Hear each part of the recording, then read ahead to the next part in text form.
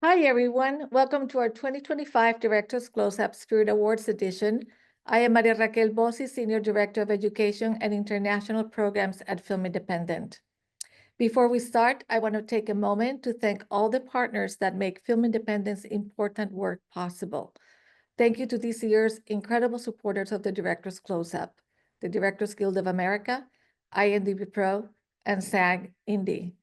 And thank you to our 2025 Film Independent Spirit Award supporters, Premier's partner Lavazza, principal partner IMDb Pro, and official partners Bullet Frontier Whiskey, Fiji Water, and Raval.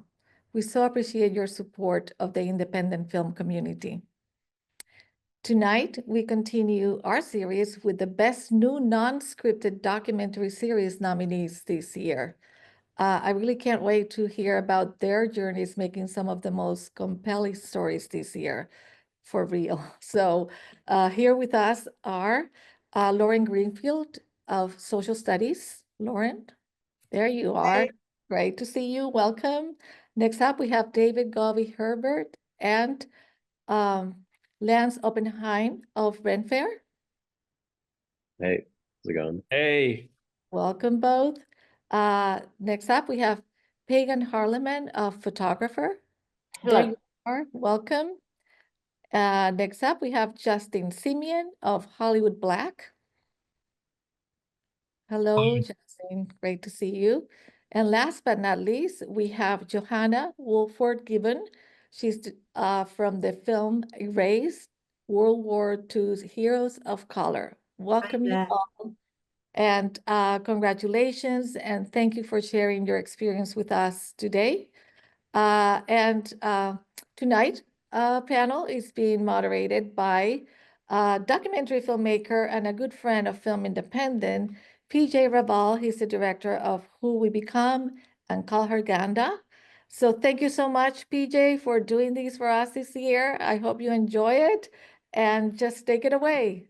Bye-bye. All right, thank you. Thanks to Maria. Thank you to Film Independent for inviting me to moderate this panel with these amazing filmmakers, creators. And I just want to thank the audience for joining us, and just to mention that I'm sure many of you are from the Los Angeles area, and if any of you have been impacted by the recent fires, I hope you're taking care of yourself. I hope you're taking care of one another, and thank you for making the time to join us today. So I thought I would start off with really thinking about, oh, and actually I do want to mention for you audience members, I'm going to be asking some questions, obviously, but by the end of the hour, we will have a moment to take some audience questions. So feel free to use the Q&A box anytime to put in a question that you might have, and we will be keeping track of them and addressing them at the towards the end of the conversation. So yeah, I just thought, maybe starting off with, I think sometimes for it's not always obvious to an audience how filmmakers kind of choose their topics or their subjects, but I kind of have a belief that, and maybe it's just me, that there's always a deep kind of connection somehow to the subject matter or the protagonist, which is kind of partially why you probably invest all your time and energy into making whatever you're making. So I'm wondering if all of you could go around and maybe just give us a little bit of the origin story, like but thinking about what was kind of happening in your life too, maybe at the moment that made you think about committing to this series, or knowing that this was the project that you're moving forward with, considering that so many of you probably have so many different ideas and projects that you're excited about. What was it at that time and moment that said, okay, this is the project that I'm moving forward, and this is why I'm excited about it? How about why don't we start with Johanna, excuse me. Hi. It's World War II's Heroes of Color for me was really personal because of the connection with my mother. So my mother is Pakistani. She was India at the time. She was pre-partition but moved to Pakistan, and she had memories of as a child of living in a garrison town and watching the muleteers from who were part of the British Army at the time, but they were Indians who were part of the British Army. And she has photographs of her stroking these mules and chatting to the people from the garrison town. And I grew up with all of those stories, but I never really pieced it all together. And so when I was approached by October Films to work on this series of hidden heroes, stories of men and women who'd taken part in World War II, but whose stories had never been told before, all of a sudden that kind of childhood memory of my mother's stories came flooding back. And so for me, it was really, really personal. And one of the hours within the 4 that we made was actually about the muleteers that my mother would have had contact with. So I had a direct personal kind of relationship with that material. So it just made me feel exceptionally privileged to be approached to do it or to be involved with it. Oh, thank you for that. And it must be incredibly personally fulfilling to have been able to make this series then. It's awesome. How about thinking about just historically, Justin? You know, I know you as a filmmaker also do scripted narrative. Why take the time to do Hollywood Black? I mean, this was definitely a project that chose me. It was a response to around 2020, maybe a little bit before, having some success, some establishment with my scripted work, and really having that experience in the world of IP, I will just say, politically, diplomatically, um, and finding that that really was soul crushing, and sort of looking around and being like, I get to do what I love. Why am I miserable? Like, why does it hurt so bad? And I took it sounds great, but it's true. I took that quote from James Baldwin where he says, when your pain is, worse than all the pain in the world, you read. And I just sort of went back to Donald Bogle, who is like the preeminent historian of Black filmmaking or Black, efforts in filmmaking. And I'm reading that, and I'm also sort of just like doing my own digging for films that I was never shown in film school, that never had come up in the cultural conversation. And I found myself really needing to like decolonize my understanding of this industry and going all the way back to the inception of the technology of cinema and certainly its adoption in popular culture, and realizing how much Black history has been, systematically removed from that history, and how that leads to the kind of jobs I can get and how I can behave in those jobs, the kinds of things audiences will accept from me, all of that. And in just sort of inhaling this, I found myself just coming alive again. And it just kind of happened and grew from there. Really good friends with another documentary filmmaker, Jeffrey Schwartz, who, if you meet him, is always like, make a doc. And we were having lunch and I was talking about this, and he was like, what if we made a doc? And I took it to Lionsgate, who I had to deal with at the time. They were like, of course, never got made. Went over to Epix changed. Like, it was just like a project that I was doing anyway, because I wanted to discover these films, this history, and I wanted to talk to other people in the industry about it. I didn't care if it was going to be a podcast, a newsletter. Like, it wasn't about that. But it kept growing. And then once Forrest Whitaker caught wind of it, we were at Stars at that time. It then became like a real show. And then it wasn't, because that company folded. And so we started to piece together the financing, and knowing that it had like potentially a place to go, but didn't have the money. We just kept going. It was one of those things where it was like, you just keep taking a step, and thankfully, like, it ended up somewhere, and we found a way to get it made. It felt impossible, but the thing that kept going is like, we would all be doing this anyway. And that's really the case on Hollywood Black. I'm glad to hear that. I mean, I love also that not only you covering such a large amount of history, but also creating like a certain community on screen, right? Seeing the camaraderie between you and other filmmakers and the interaction there. And thinking of that kind of soul nourishing, Pagan, I would love to hear from you a little bit about photographer. One of the things I find most interesting actually was while I was reading just some of the kind of user reviews about people watching it, someone wrote, this is a series about photography, but it's actually not about photography. It's about life. That's what someone wrote, which I thought was really interesting. So I'm wondering if you could talk a little bit about photographer and the origin Sure. behind.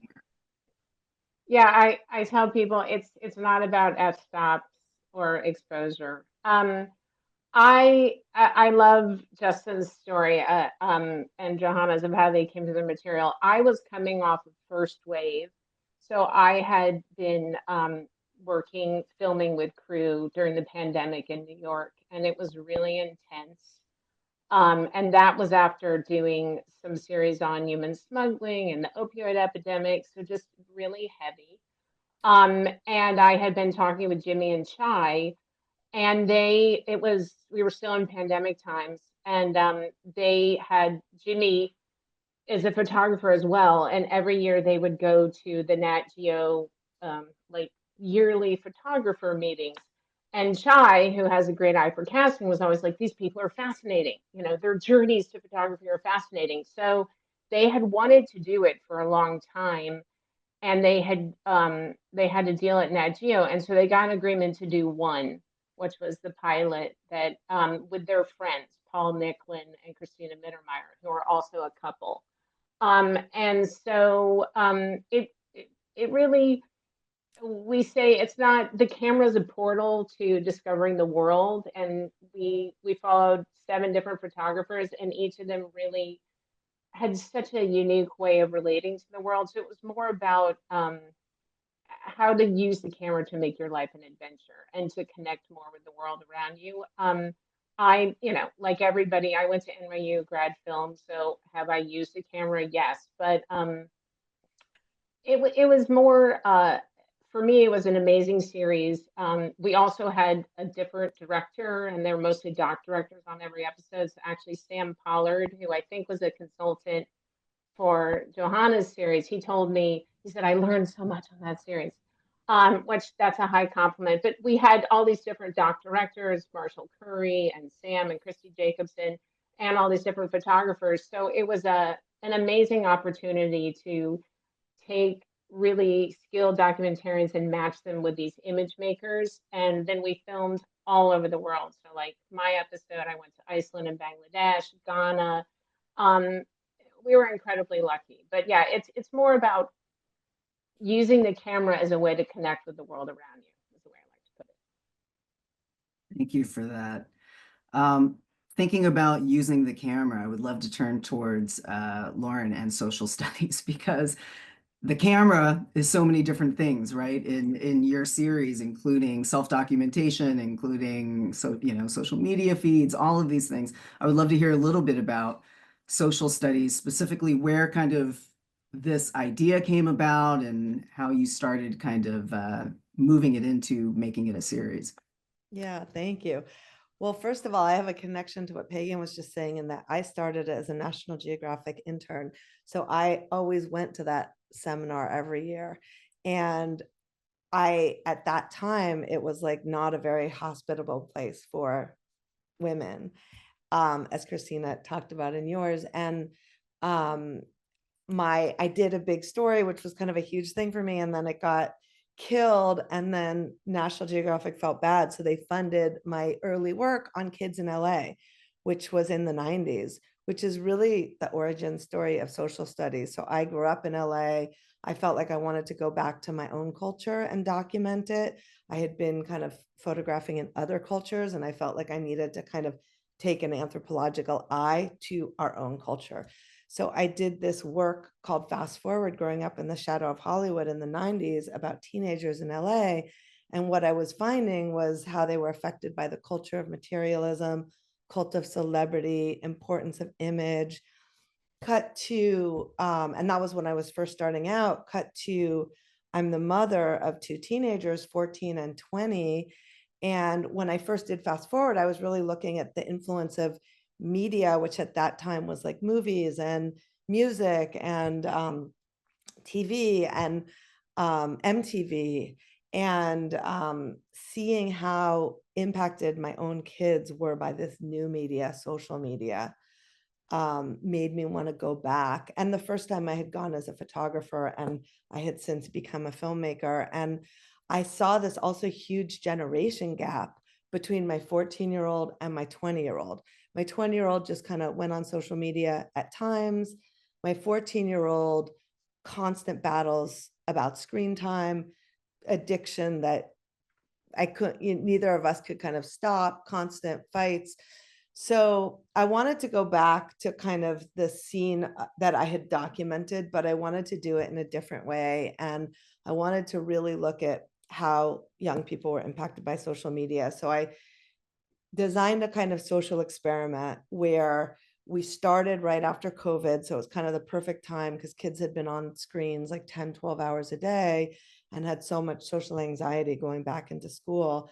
And the agreement we made was we would follow them in their lives, verite, like I had done in my past films. But what was different is they had to share their social media, because I really felt like it was this hidden world, this private world, a world adults didn't know about, and a world people were kind of keeping to themselves too. And so we needed to see what it was in order to understand the impact.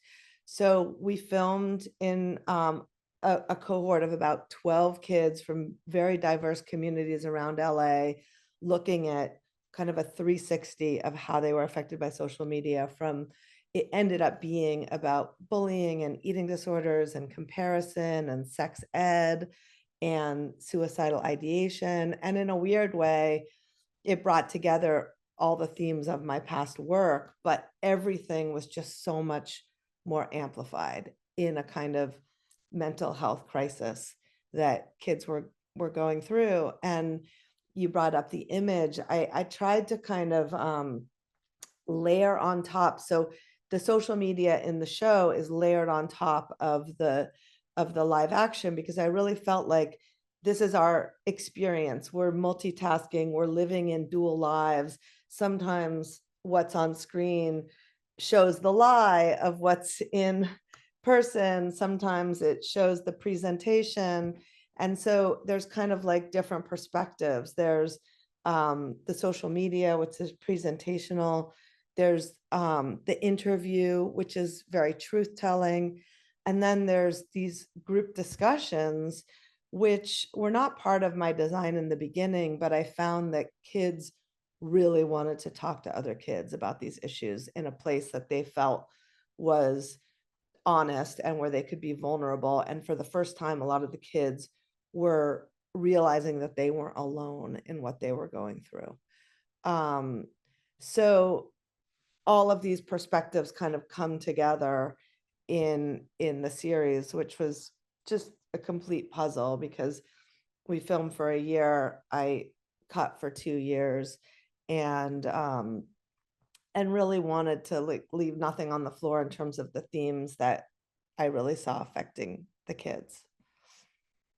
Thank you for that. Yes, I mean, I do think the series does an amazing job of just capturing the experience of a young person, which, joking, not joking, made me feel very old. I was like, wow, this is a lot that they're going through, and very different from, my experience when I was that age. So, so thinking of that idea of like a very specific experience, and perhaps even a subculture, Lance and David, I would love to hear about Ren Faire. Please tell me one of you is a huge Ren Faire fan. This is why you made it, or not. But I am curious. How did Ren Faire come about? I think if we ever go to another Ren Fair, it'll be too soon in our entire lives. So my background's in magazine journalism, and a lot of what I write about are subcultures, and particularly men and women who come to dominate these worlds, these small worlds that you probably know a little bit about, but you don't actually realize there's a sort of king or kingpin who sort of dominates, whether it's the porta potty industry or lifeguard union in New York, or Ren Fair in Texas, it turns out.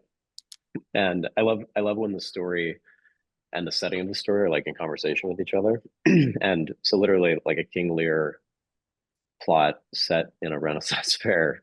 Like, you can't make this up.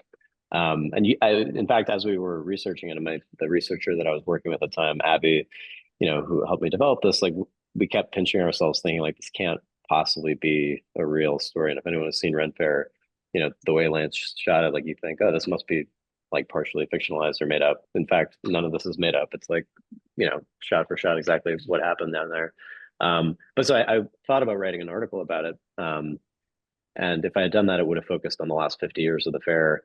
But I knew Lance through some people in New York, and I was a huge fan of his, and we'd wanted to work together for so long.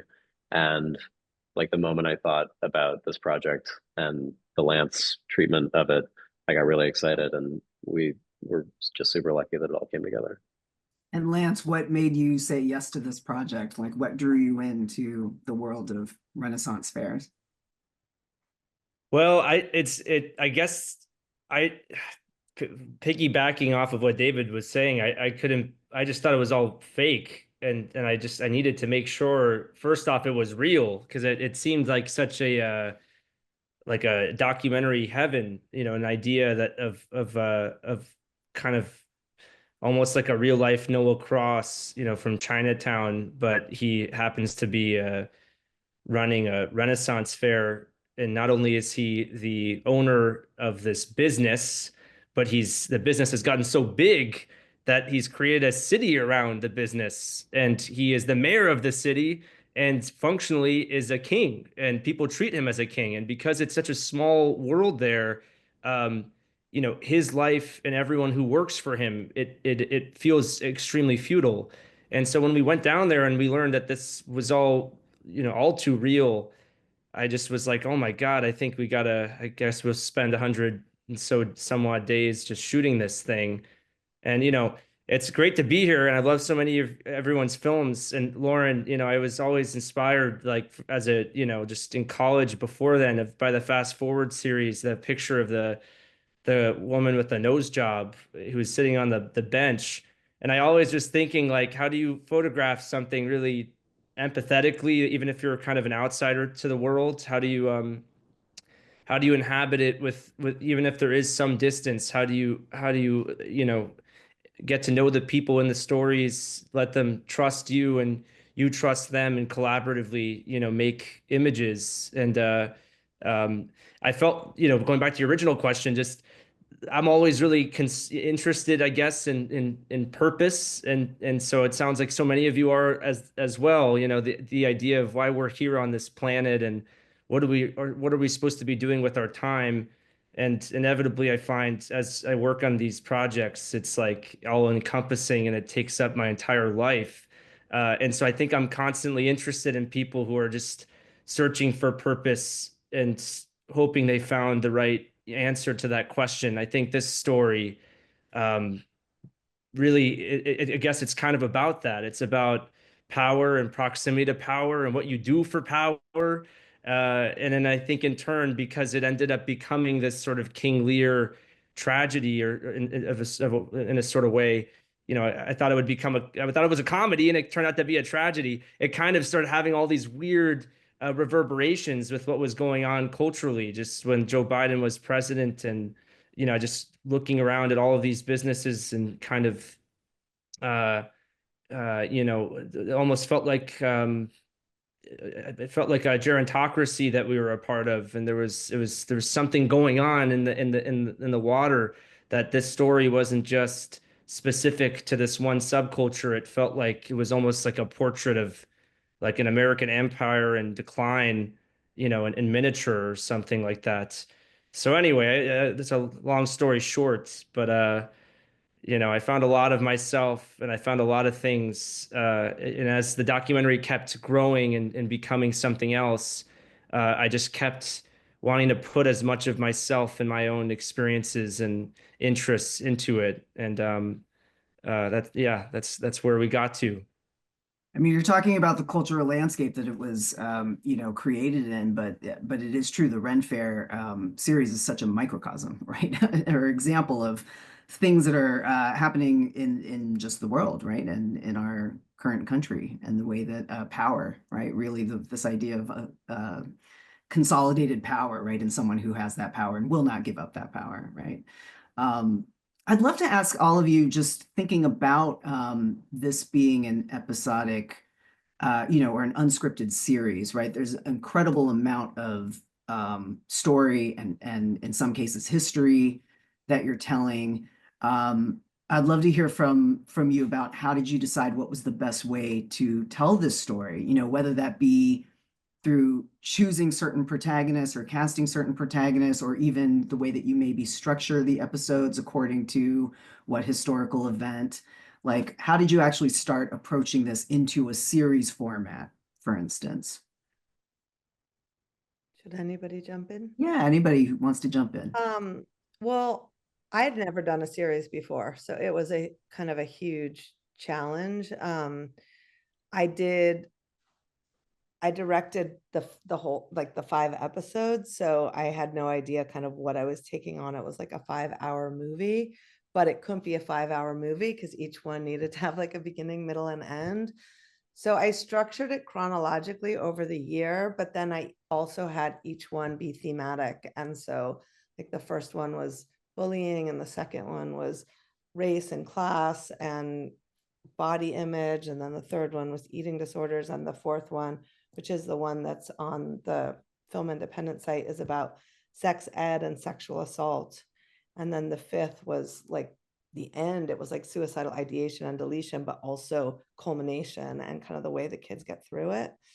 But I cast a group of like 12 kids and kind of looked for each person that had a kind of backstory that connected to social media, but then they also had to have, they had to like I talked to like 200 kids before I even started, and so their story had to connect with this, like a issue or story that was affecting kids all over. Like it couldn't be specific, it had to be universal. And then also the verite had to unfold during the year. So if somebody didn't have an arc that really unfolded in real time, and of course access was a huge part of that, like being honest, letting us in, that was really key.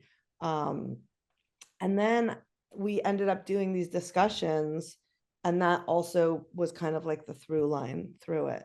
So it was a crazy puzzle, and my editors were incredible, and they were like really my partners in this, and we worked really closely together because there were so many cards and they were moving around for 2 years.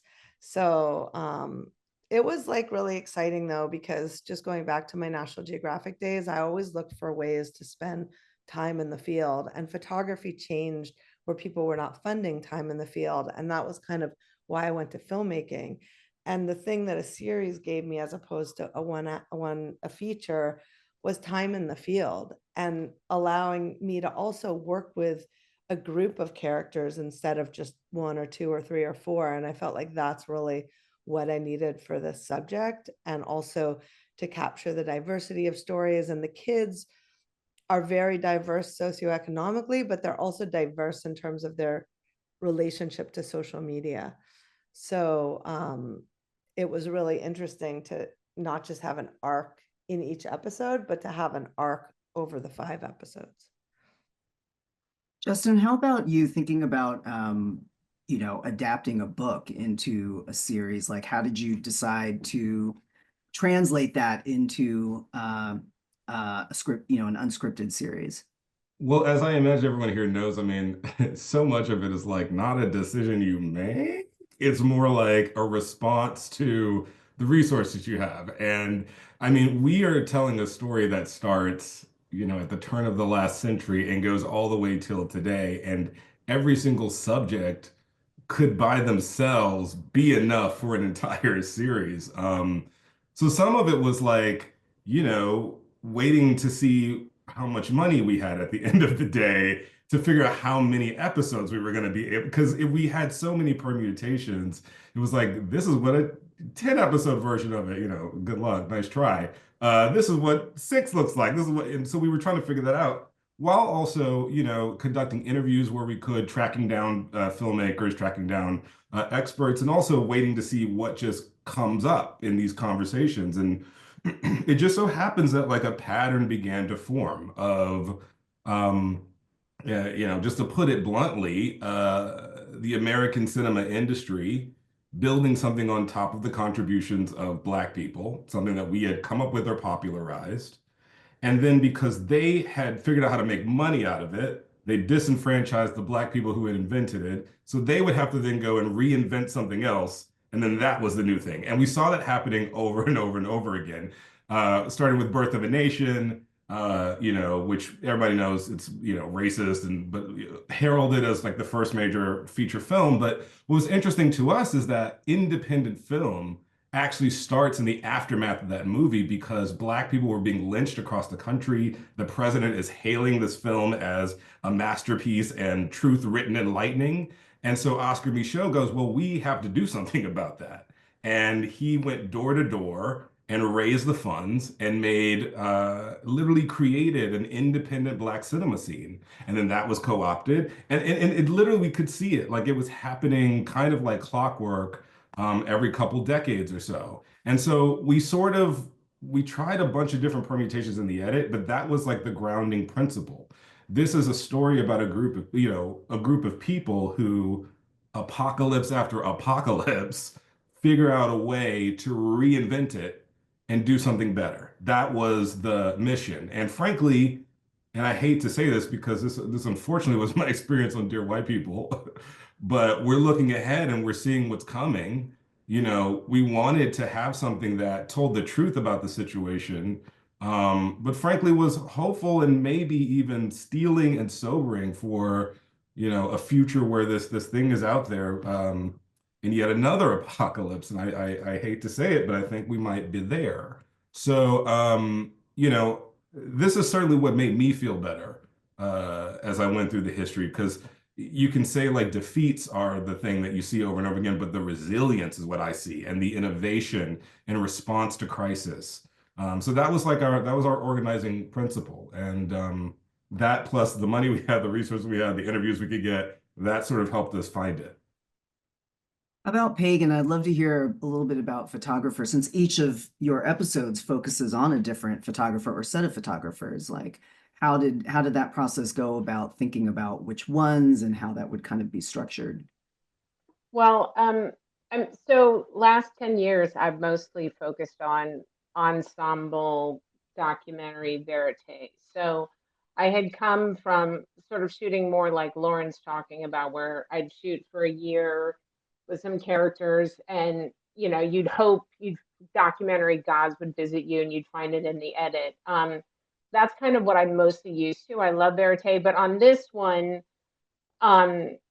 we spent 3.5 years on it, but we kind of did each episode one at a time, and I was show running all of them, and then I directed one. So, and the directors would come in, but they had other projects, so it was a little bit complicated, and we had to cast each photographer. And we really, speaking to what Justin was saying, but also Lauren, like we really wanted, we think it's very important what you see that affects the world. So we really wanted a range of people. And so we got some National Geographic photographers, but also Campbell Addy, who's a British Ghanaian fashion photographer who does a lot on gender and identity.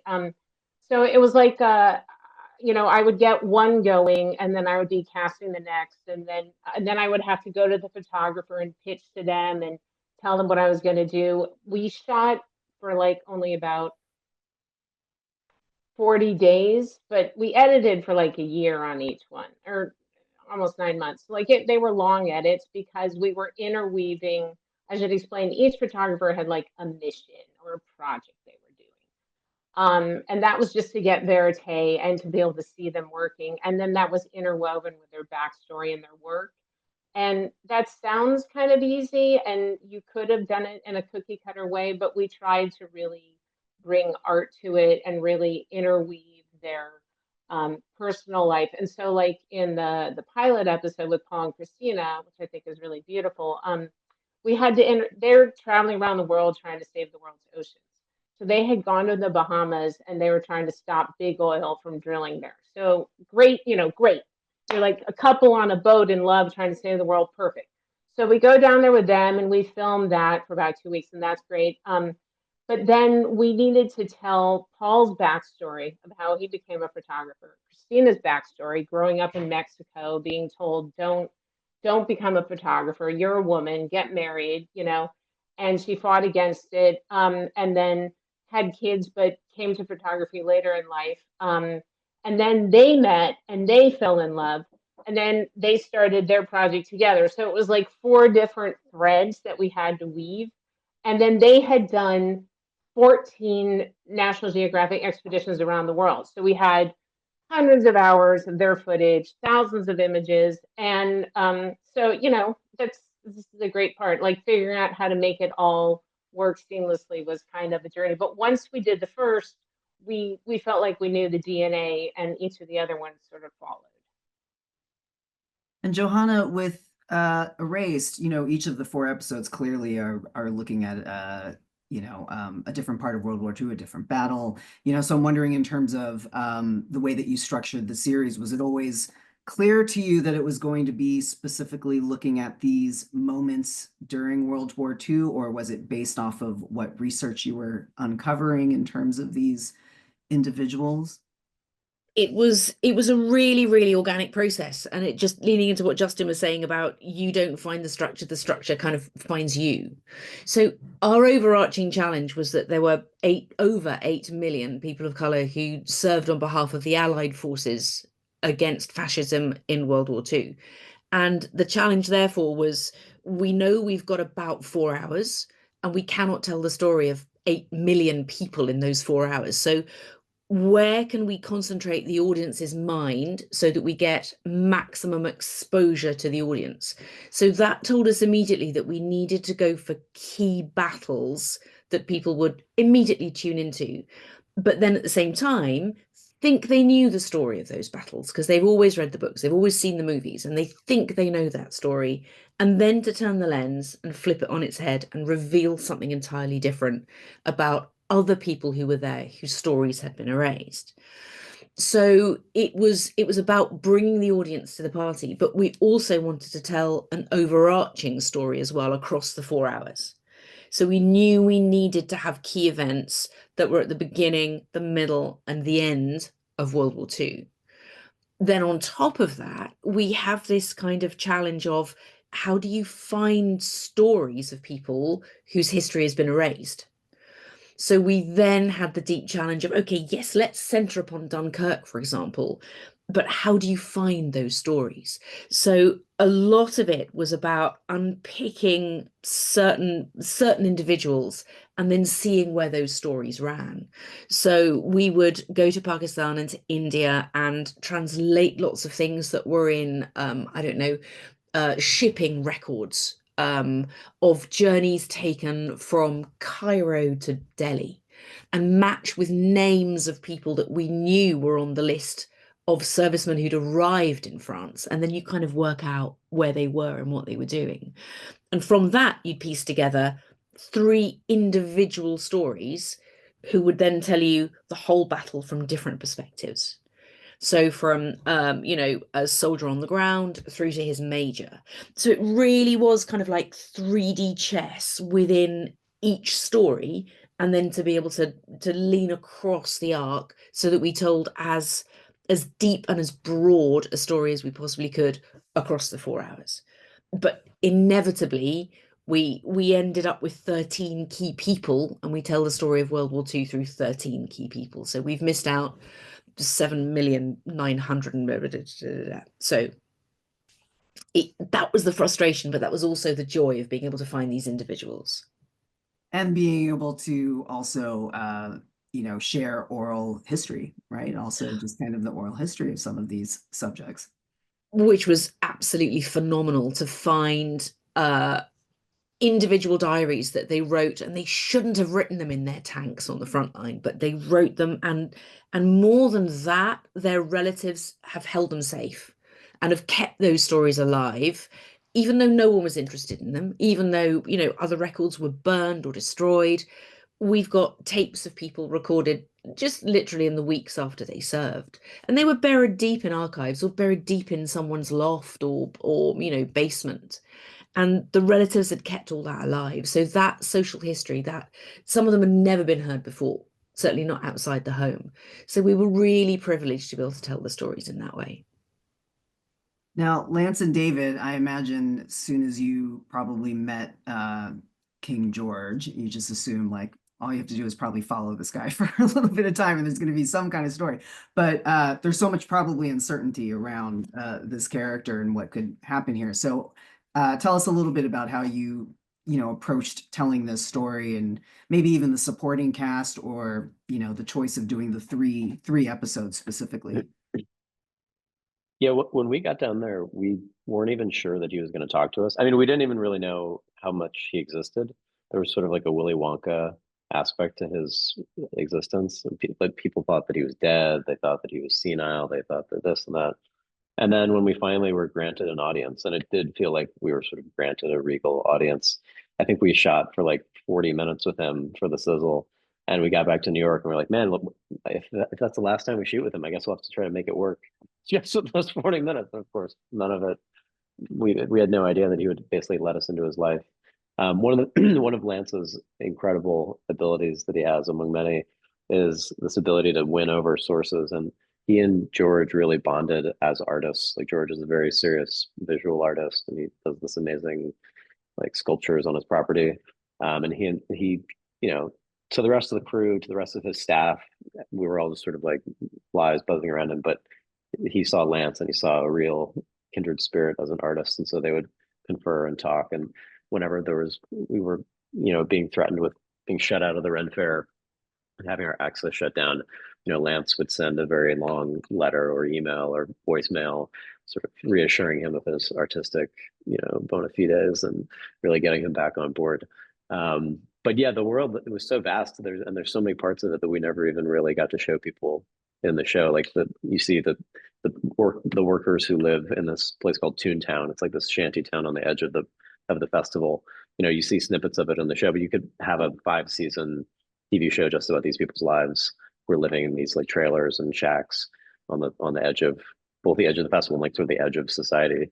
I don't know, Lance, what were some of your highlights? Well, I think that's one of the most impossible things about like verite documentary filmmaking is you just never know when it's going to end.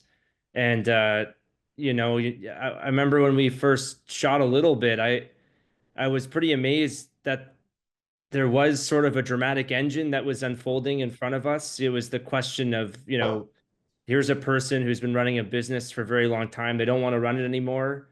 And they seem to have at least two ideas of who they are, they're flirting with to leave, their legacy with and to run the business into the future. But I had no idea if that was a short film's, length, or is that a feature film's length? Is that a series' length? I don't know how much the economics have changed, but when we were first taking this project out, it was sort of, I was terrified. I knew that ultimately the series format, similar to what Lauren was saying, it would get me the most amount of time I'd need to shoot a very much active story, because I knew that, ultimately I was most interested in just the kind of active succession plot that was happening before us, but I didn't know how long it would take. And I really miscalculated completely. I think I told HBO that we were going to be done, probably a year earlier than we actually finished. And so every day, I mean, it's like talking to my mother and my father, they'd always say, "Are you done with this project yet? What's wrong with you? Why are you working on this so much?" And I'd have to encourage, David was amazing, and he'd always, he had the story in his head. And Abby, who is Abby Rowe, who's our producer and worked with Dave, she was really the kind of architect of, having all of these people, the every subject that lived there would know Abby. And anyway, long story short, it would just be like the three of us would be trying to figure out how are we going to do this and what's going to happen. And as George is a very mercurial person, so it's like one day he'd be thinking of leaving his $60 million business with one person. That person would make a comment about how I don't know, they wanted to put strange swag in the cocktails. You know, they put like little ornaments on top of it, and you hate the design of it, and suddenly that, you know, they'd be cast out forever. And that's like their entire livelihood right in front, and you know, would be kind of happening in front of us. To some, it may seem amusing, but if you really know what's going on and how much work this person just put in, it was truly heartbreaking. And so for me, it was just important. I wanted to have enough time to really see the cycle of George's thought process. At the beginning of the process, when we first started working on it, people would tell us, "Oh, this happens every so often, every few years. George will kind of work out what he wants to do with the business, and then he'll just choose not to do anything with it, and he'll just hold on to it himself."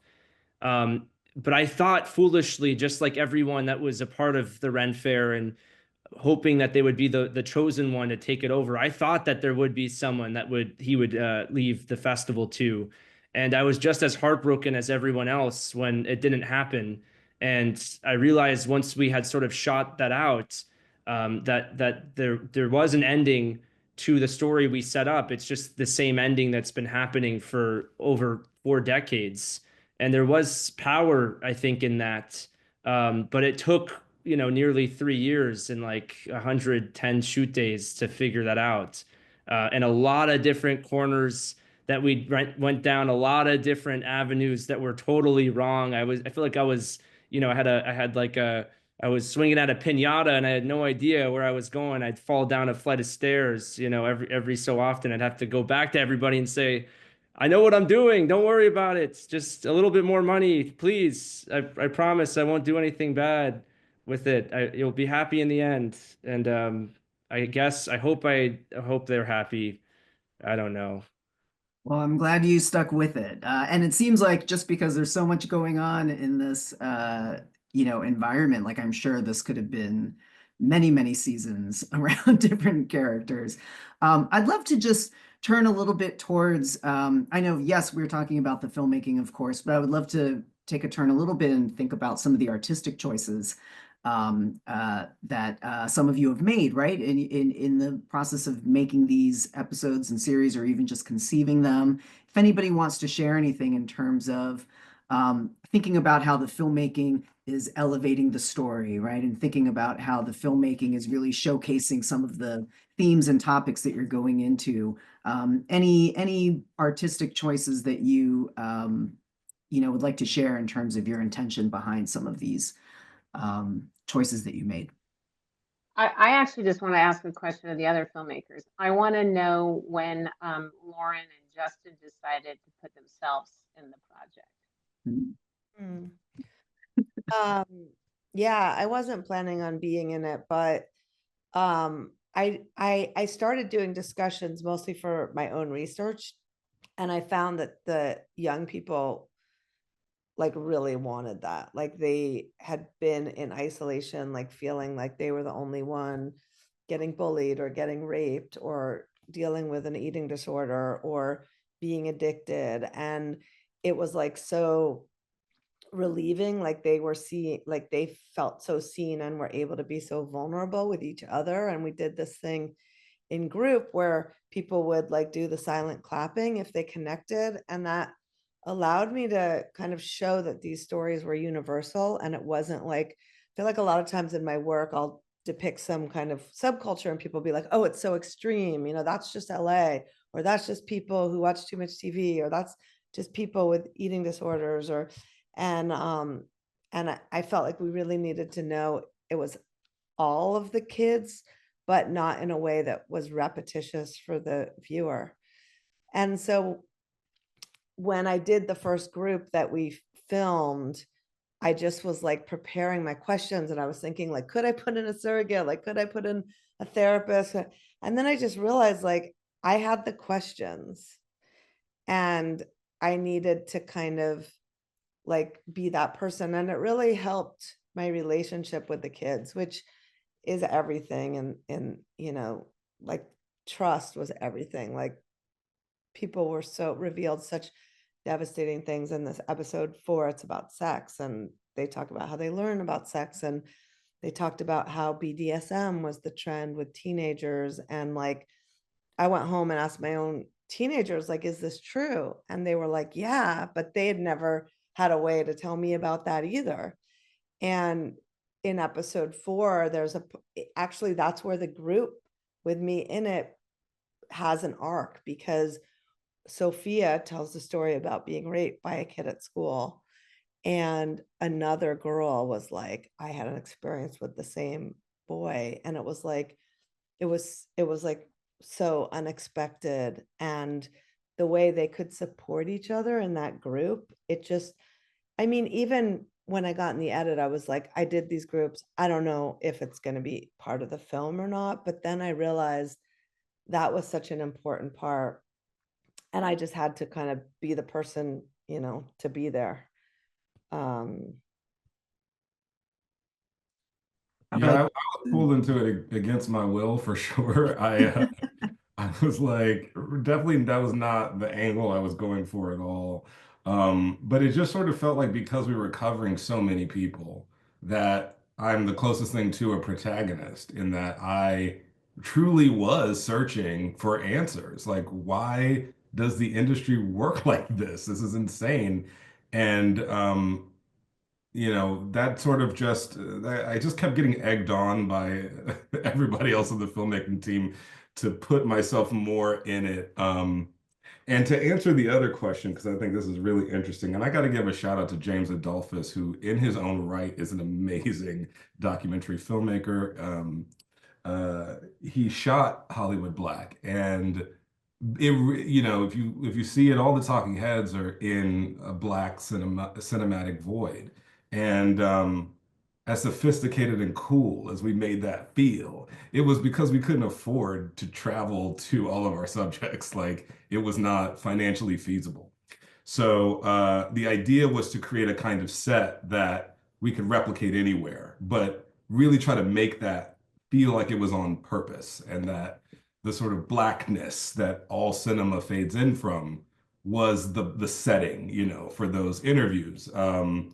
But it was also a bit of problem solving, you know, frankly, just like me being in the documentary. How about Lance and David? I'm curious about the use of music, for instance, or even some of the close-ups that you're using in the series.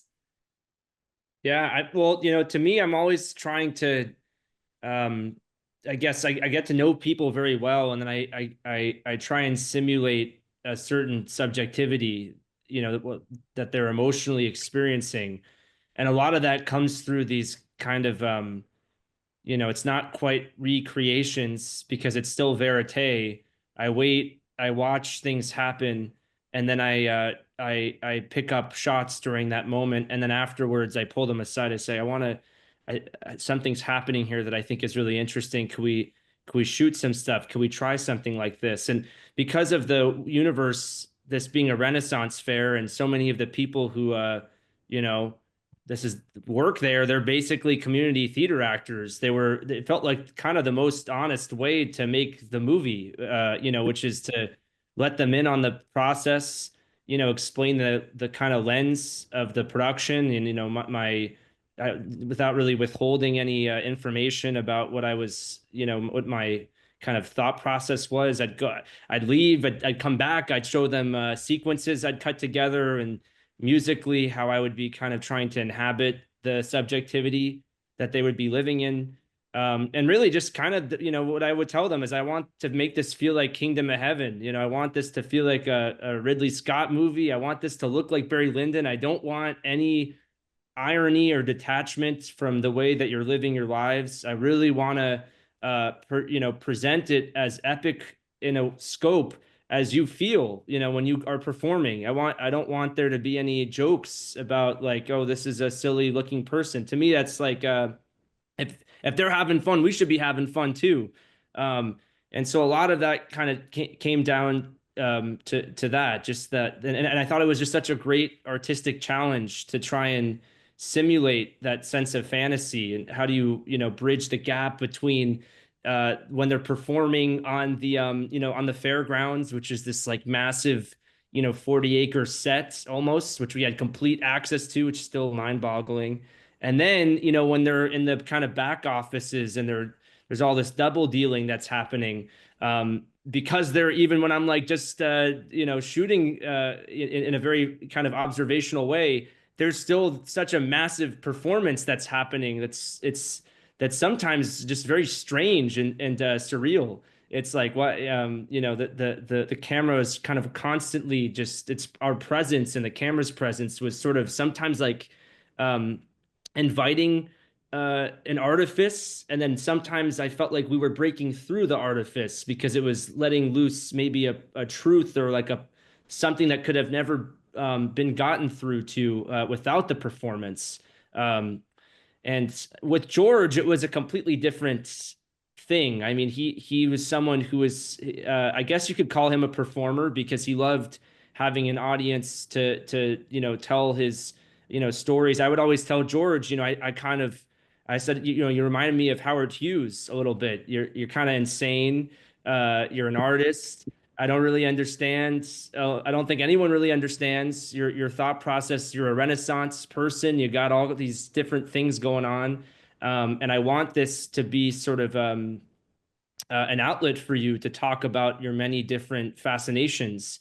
And I think over the course of the series, you know, one of his fascinations is cruelty, I think, and that was a really tough thing to observe, because we got so close with the people that were in the project, and when he'd be very cruel to people, it felt sometimes like, you know, I couldn't tell if it was because he was performing for us, and then later on, sometimes people would come to me and say, he's actually being so much nicer because you're here. He's kind of hiding some of the cruel. I'm like, that's nice. I can't believe it. And of course, when I talked to him about it, it's like he wouldn't even remember. There was very little awareness or sense of reflection for how that was all playing out. So every person in the project, they kind of there was different modes and different ways of communication, and I think just to get them to the place where of understanding for where, you know, what I wanted to make. But it ultimately was just so fun. I'm like, I'm so sad it's over, because it really felt like such a great collaborative kind of artistic troupe. And you know, I never was in like music theater stuff in high school. I wish I had the talent to do it. I'm a terrible actor. But I felt like this was the closest thing I kind of got to it, to live vicariously through all these people that were doing it all the time. Well, if that was him in Good Behavior, I definitely do not want to see what it would be Yeah. like on Bad Behavior, Please. right? With the time we have left, I do want to go to a few of the audience questions that have been submitted. I certainly have more, but let's see what we have here. There's a question about pitching the project, and just if anybody wants to share how much of the series had already been shot or developed before you brought it out to someone. If anybody cares to mention that or address that. I mean, I can start.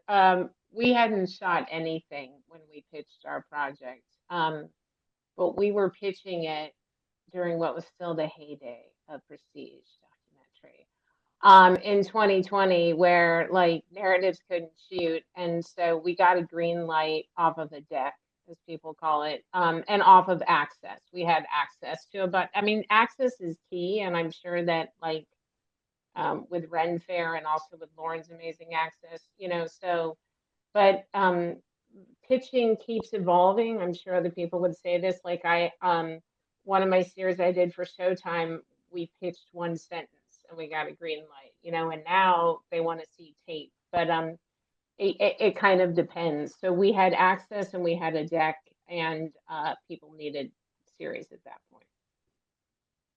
Anyone else want to mention anything about pitching their series? I did a lot of I did a reel, and probably like a 25-minute piece, and I did a lot of like 200 pre-interviews, and then kind of had some of my main characters. And I guess the most important thing I did in my test was kind of proof of concept of the social experiment, because you had asked about craft, but I didn't the big craft thing for me was the animation of the social media, because social media goes by so fast, too fast for us to absorb. So I needed it to slow it down, but I also needed it to be experiential and feel the way we feel it, and also be a narrative device. So the animation was a really big piece. And the other thing was the capture, because that was like a brand new technology. In fact, I hired an engineer to help me figure out how to capture it, the social media in real time, and he could not figure it out. And it ended up being my 14-year-old who turned me on to a hack, which I can't say because the social media companies don't want you to grab their stuff. So that was kind of how we did it. So I kind of had like the main structure and some of the characters, but I guess the main thing I had was really the look and feel kind of in that language, and in the voice of the kids. I guess that was a really important piece that I didn't mention, is from the beginning, I had decided like the kids were the experts. There were not going to be adult talking heads. It was going to be, they were on the front lines, and they played this dual role of being both experts and subjects, and kind of seeing everything and being hyper aware, but also still being affected by it. So I guess the approach, the cast, and the language I developed before going out to somebody with it. We had a Right. similar sort of thing too, although not nearly as extensive. We had shot, I think, about like 7 or 8 days at on the fairgrounds, and we cut together like a 7 or 8 minute sizzle reel, and then we sort of took it out from there. And that's usually what I end up doing with most of the things I've gotten off the ground, is really trying to shoot it with people that I think are going to be in it, and come into it with a pretty clear point of view, aesthetically and stylistically, and then go from there. I think the thing that was most weird about the pitch process for a series, I don't know if you all experienced this too, but I remember certain places we were taking this to, they were asking for like a 3-act structure.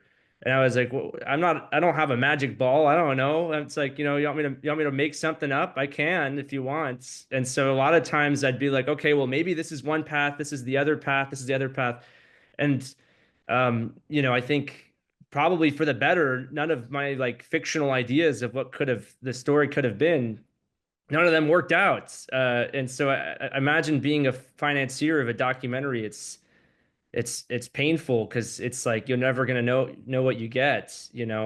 But I thought that was a really strange and interesting part of the process. Just writing. David and I wrote so many things. We were like, this is ludicrous. I can't believe this is allowed. And then we'd have to go and be like, this is totally what it is, and knowing that we were lying the entire time. It's a risk, right? Which actually was going to be my next question, and I'll combine it with one of the audience questions here. So there's a question from the audience in terms of what did you learn? Did you learn anything on the series that changed the way you'll work in the future? But what I'm going to add to that too is I do think making anything is a little bit of a risk, right? You always risk whether that be just creative failure, or your protagonist drops out, or there's a COVID pandemic emerging in the middle of your production or before you go into production. So I'm wondering, just thinking about risk taking and some of those challenges, were there anything of note that you want to share, and what did you kind of learn from that moment? How did you pivot from it? I mean, the strike happened in the middle of ours, and it was sort of like, well, this doesn't feel good to like be interviewing writers and directors like during the strike. And at the same time, like, will it survive it? Like, will we be able to come back on the other side of that? Yeah, that was a big one. And thankfully, on the other side of the strike, we were able to, you know, get our team, not our original team even, but like get a new team, frankly, together and keep going. Um, and I'll just say for me, because mine's kind of easy, I discovered films and filmmakers that I hadn't heard of before. And one of the most important for me personally was Sidewalk Stories by Charles Lane, which is the other Black movie in 1989 that is worth talking about. And of course, Do the Right Thing. I mean, there's like a poster in my room. I live, right? But this other movie, black and white, silent film, decades before the artist. This anyone watching this movie, this is a bona fide genius filmmaker. Why did we never hear from him again? And getting to find Chris and meet him, I'm sorry, Charles, getting to meet him and sit with him and share a shared experience because we both like did indie movies and then did Disney movies and like that was like soul edifying. So shout out to Charles, shout out to Sidewalk Stories. How about Johanna? Anything you want to share about Erased? Any unforeseen speed bumps maybe that you ran into? No, I think what was amazing for me is actually finding different teams of people globally to work with. And we didn't really encounter any bumps because every single person we met wanted to contribute because no one had ever asked them to contribute before.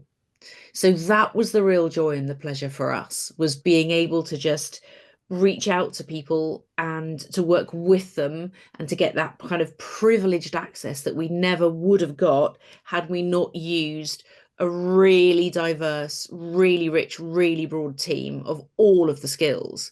And for me, that was part of the joy of working on the project, was to make a difference, yes, to history and how people interpreted history, but specifically in the UK landscape as well, to make a really big difference to how diverse talent is showcased and brought to the front. And we have a diversity issue in the UK with getting that talent to be given the best jobs at the best time. And we have a plethora of amazingly talented people. And people just get lazy. And this for me was a really brilliant excuse to be able to showcase the best of UK talent across the board.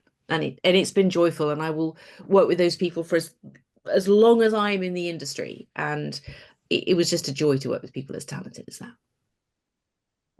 And Lauren, how about you? I mean, you're working with minors, right? So clearly there's a lot of risk and vulnerability involved with that. Is there anything there that you found yourself thinking like, oh, wait, this could be going better, or I should be doing this, or let me try to do this to prevent this, right?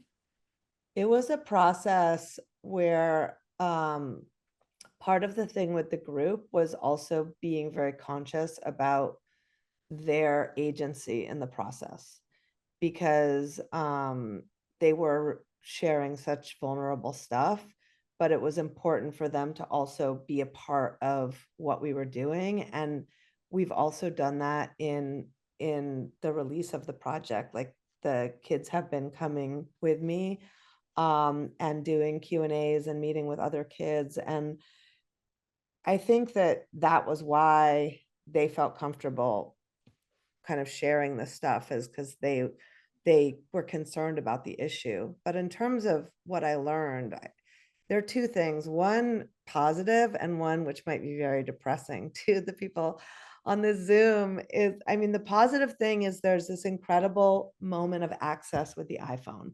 We shot with big cameras for most of it, but we also, like, when we're in a fraternity, when we're at parties, there's also iPhones going. And there's this kind of like beautiful moment of access where you can do anything. You can, shoot in places you never could have shot before. On the other hand, one of the hard things when the show came out was realizing that young people are not watching films or television. And that was a bummer, because when young people watched it, they felt really seen. And I basically have had to take to social media myself and do like a social media advertising campaign to reach young people where they are. But I think, part of the show is about siloed information and misinformation. And it's, I think, very relevant now, because the election was, people are not getting their news from traditional news sources, and they're getting their news from commercial enterprises, often now associated with a political party or a political agenda. And when you see how influential this is for young people, it's really terrifying. And yeah, I mean, I just think like all the attention stuff, it's just like, when young people have watched this, they've been very excited, but like they admit that they're not usually watching TV or movies, and they're certainly not like browsing Hulu for interesting documentaries to watch. Thank you for that. I want to be conscious of time, but before we wrap up, I would love to give each of you just a moment to, thinking about what you just said, Lauren, in terms of where we are in this moment, right? There's clearly a lot going on in the world, a lot going on in the industry as well. And thinking about all of your projects, all of your amazing projects, maybe something that you want audiences to know in terms of a takeaway from, your project and why you made it, and just kind of what, you set out to do with it, right? In terms of it accomplishing. Maybe we could start with David and Lance about Ren Faire. Yeah, I think about something to your point, Lauren. Actually, I think about this a lot because I'm also in a medium in magazine journalism that has seen better days, put it lightly. Patrick Radden-Keefe, is a peer of mine, said something recently that has resonated with me, and I think it applies to documentary too. Someone asked him about, these investigative stories he does, what happens, and he's like, yeah, most of the time, like nothing happens. Like I write some big hit piece about some company or politician, and the world continues turning and nothing changes. But you're sort of like putting a message in a bottle and casting it out to sea, and you actually don't know who's going to watch this in 5 years or 50 years or what the effect's going to be, but you just kind of have to have faith that this matters. And I think Ren Faire in some ways is a story that is insignificant, right? It's a bunch of people in a county you've never heard of in Texas, and the stakes are just a few thousand people's lives. But it's also a much deeper story, and we've been really heartened by the people that have reached out to us. And like Lance and I went to a screening in Cambridge, and there are all these like 19-year-olds who came to a screening super late at night of this like very esoteric documentary subject, and it's cool. And you just have to kind of have faith that things are going to work out, and someone's going to find the bottle on a beach somewhere and take interest.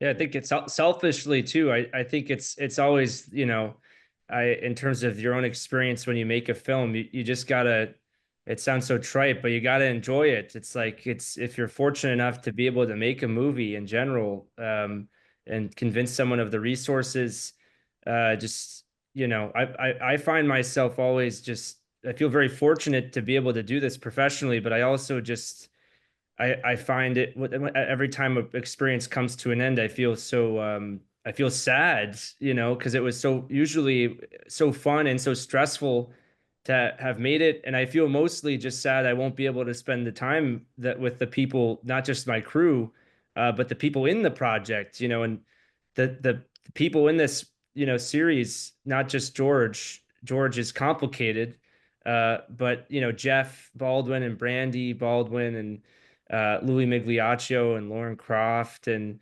Darla Smith. There's a lot of really amazing people that I just would never, I would never have met if it wasn't for the fact that we were making this. I don't know. Yeah, this documentary. So I always just feel like that's the thing I tried to remind myself. You're never going to be able to affect once the project is done and you've finished, the art making process with it.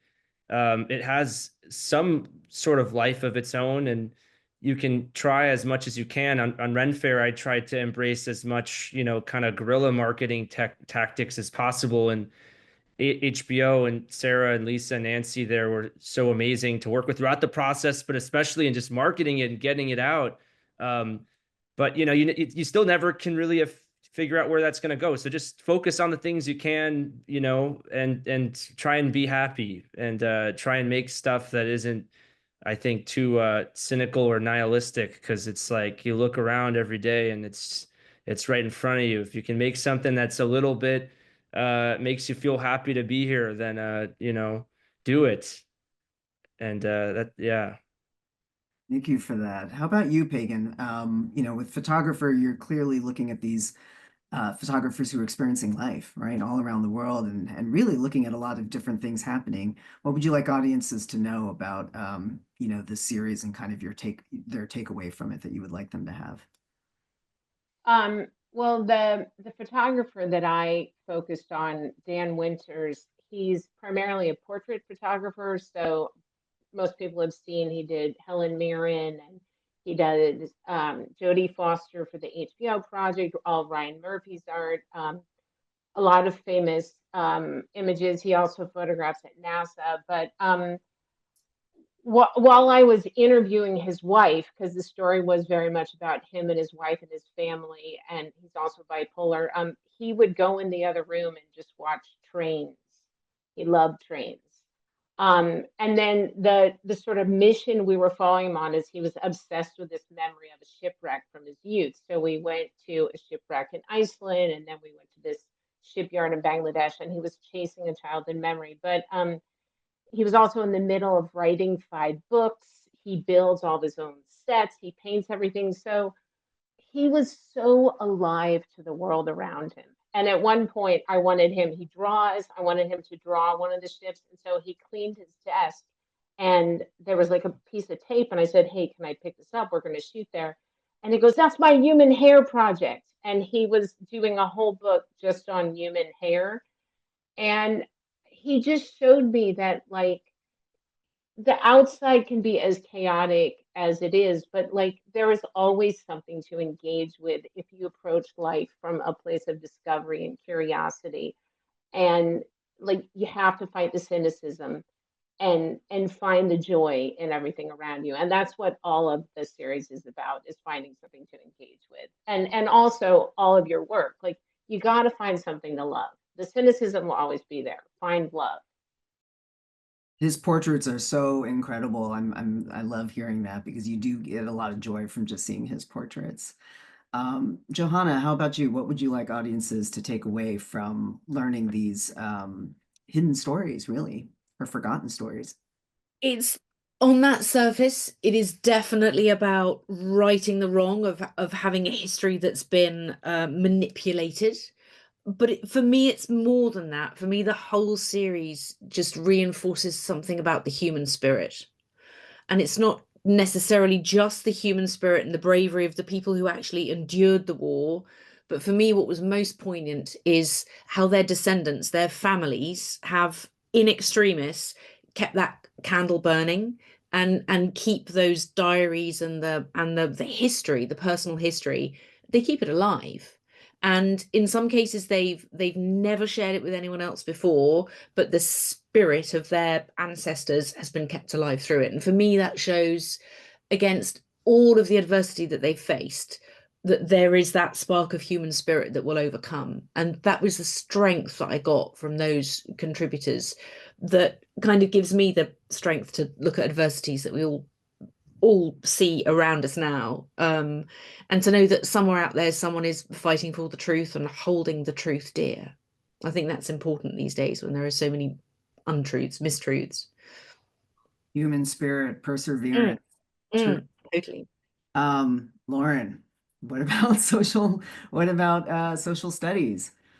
Yeah, I mean, I think one of the reasons I like photographing and filming young people is because they're honest about the world that we're all kind of living in. And I think that, not only are we all addicted to social media, and with the young people, you see it's like a huge mental health crisis, an identity crisis, education crisis, relationship crisis. But, now we're living in a world where the 3 main platforms are owned and controlled by the right. And it's a very dangerous place to be in. And so I think it's a cautionary tale both for our children, but also for us. And I think, sometimes people say, like, I've heard parents say, like, I'm afraid to watch, but like, we really need to watch, like, we really need to have conversations. And the young people, gave up their own privacy so that we could have these conversations. And they're saying, you know, we want a different world, and they're giving us a roadmap actually to follow. So I hope people listen to them. And I just want to say for filmmakers, like, it's a hard time, but the work has never been important. Like truth telling, slow journalism, authentic stories. And we are in this world of content where we're a part and a party of these commercial enterprises. And you know, like David, I came up through magazines, and I always loved doing like really subversive stuff in magazines, like doing stories about eating disorders in People magazine, and like preaching for to the unconverted that way. And I think as filmmakers, we just have to be as subversive as we can. Tell your own story. Don't let anybody from the network tell you to do it a different way. You know, I appreciate what David Lynch was saying about like final cut, final cut, final cut, like push for that, push to own your own content, and just kind of tell the story no matter what, because the world is not a nurturing place for that, but it's like the most nurturing thing, I think, for us as filmmakers and also for the audience. Thank you for that. Yes, film is important, right? We have a platform, and we should definitely be using it. Justin, what would you like everyone to think about Hollywood Black? I mean, just to kind of echo what Johanna was saying, like there's a consequence when the past has been erased. And the flip side of that is when you go back into history, suddenly the present makes a lot more sense. And it illuminates ways forward that just never would have occurred to you. And I would say that, you know, especially because, you know, my subject is Hollywood Black, and you sort of go, okay, well, this is about identity and progressiveness and representation, and all these like important things, but it's actually way more brass tacks than that. It's like, if you are a creative that is worried that the industry that you depend on to show your work is stealing all of your innovations so they can do it without you, check out what Black people did when that happened to them time and time again. If you were worried about like the fascist takeover of your government and the anxiety of trying to figure out how you're going to live and breathe and make art, well, check out what Black people did. If you're worried about the fall of our industry, like study Black history. You will not find, you know, a more American story actually than what Black people did to overcome these sort of like, you know, every year or two there was like a new thing. And it wasn't, you know, what surprised me personally, I'm already inclined to look at these stories, but what surprised me personally is like it gave me ideas. Like it gave me ideas as to how to proceed when it truly feels like you're totally roadblocked. Because that's actually where, you know, if you want to talk about what we call blaxploitation, you know, Easy Rider always gets the credit for bringing the movies back, but it was Melvin Van Peebles making, you know, Sweetback for like no money that revitalized movie theaters and movie theater going in the 70s. So that's my message. It's like this is not about like you know, giving yourself a badge, because this is really about like survival strategies, and I think we're all going to need that. So I hope that, you know, when I needed something like this, it didn't exist. If nothing else happens for this documentary, other than like someone who is needing this reaches for it at the right time. You know, I think someone else said that here on the call. Then my job is done. And if they were inspired enough to keep going and make something else, perfect. That's what we do this for, is to support other artists and to support our movement as artists, to keep going and to keep saying what needs to be said. Keep going, right? Keep going and keep saying what needs to be said. I love that. And I love that, you know, all of your projects really is, you know, it's a reflection of what's happening in this world. It's sharing stories that we need to hear to inspire people, to learn about one another. all of these kinds of things, right? You know, addressing history and thinking about our present day by really addressing what's happened also in the past and thinking about how it's affected us today. So with that said, I want to thank you all panelists for being part of this amazing conversation. And I want to congratulate all of you for being nominated for such worthy work. Amazing work. Thank you so much for putting all of your energy and time and investment into making these series and sharing them with the world. And I just want to remind our audiences that they have until February 13th, I believe, to vote, right? And like they said, you know, like they say, it's an honor to be nominated. So, you know, really thank you to all the nominees here, and I wish you all the best on the Spirit Awards. And I just want to leave with, first of all, thanking Film Independent and Maria for you know, having me and inviting me to be part of this conversation. It's such an honor to be around all you filmmakers. I'm feeling incredibly inspired. But I also just want to remind everyone that it is true, the work that we do as filmmakers too, we need that care as well, right? So let's take care of one another. Let's support one another.